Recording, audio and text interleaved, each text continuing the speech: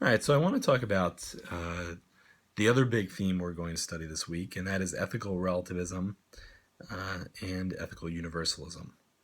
And so essentially, what ethical relativism is it says that morality is a matter of opinion, that right and wrong, good and bad, there is no true, fundamental, genuine right and wrong. There's just opinion.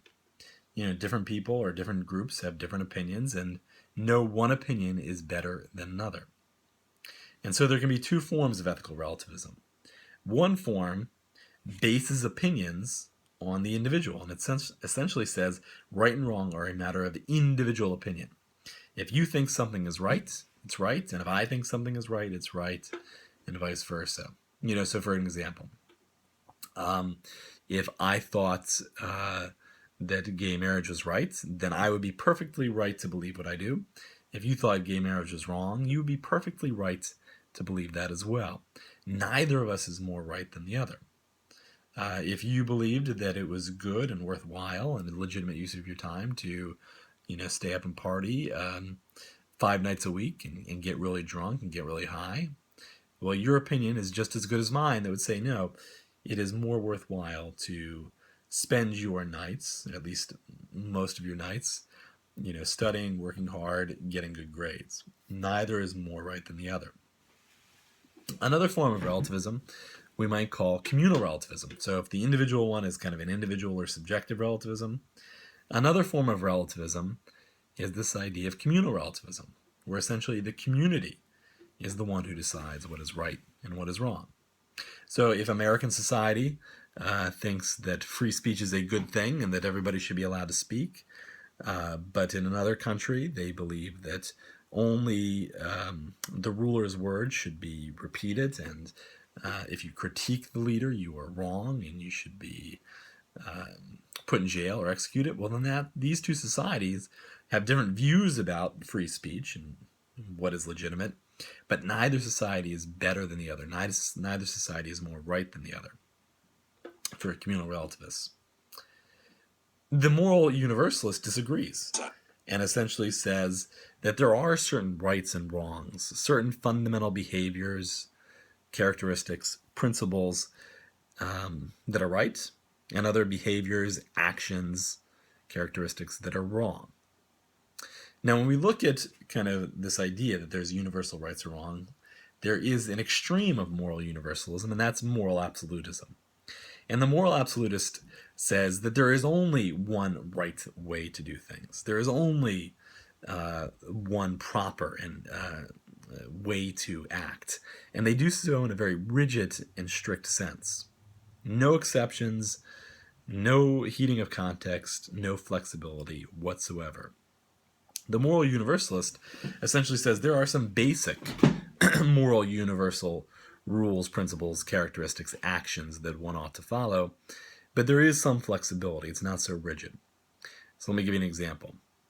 The drinking age in America is 21, and as most of you know, drinking ages across the world differ. In Europe, for example, there are some countries where you could be 15 and drink. You could be 16, 18 and drink. And so you, at first glance, the relativists might say, well, look, that's proof that morality is just a matter of opinion. Everybody makes up their own form of morality. There's really no right or wrong. But the moral universalist could say, well, no, I mean, there's a basic moral principle that you shouldn't drink if you're too young. If your brain would be harmed by drinking, and there's evidence that, if you're a certain age, your brain really can be harmed by drinking, or if you're not mature enough to handle the consequences and understand what you're doing, then you shouldn't be allowed to drink. So the moral universalists could agree that drinking too young is bad. But the moral universalists could also agree that there can be some legitimate differences as to what counts as old enough. And perhaps in some cultures, they believe that based on the evidence, 16-year-olds can handle drinking. It's not going to harm them. And, they're old enough to do it. Perhaps in that culture, they're simply more mature. They can handle themselves better and versus another culture. And so perhaps in the more mature culture, it's okay to say that, yes, you can drink a little bit younger. Now, the moral absolutist is the most rigid and the least flexible. And so the moral absolutist is going to say, look, essentially there should be one age. This should be an age that everyone follows, regardless of country, regardless of your culture, regardless of context. Look, there's no taking a sip at your uncle's wedding. There's no having a little sip at your, watching the game with your dad or something like that. Never. There's an age, everyone should follow it, no questions asked. So the absolutist is very rigid and strict, one way, no flexibility, no deviation. The moral universalist says there are certain basic rules and principles that you ought to follow. But again, these can be applied a little differently. The relativist says there is no fundamental right or wrong. There is just opinion. That's all that there is. And no one opinion is more right than the other.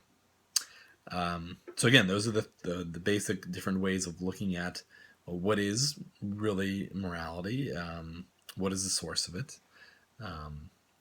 And so you'll talk about that in your discussion boards, and I look forward to hearing your thoughts.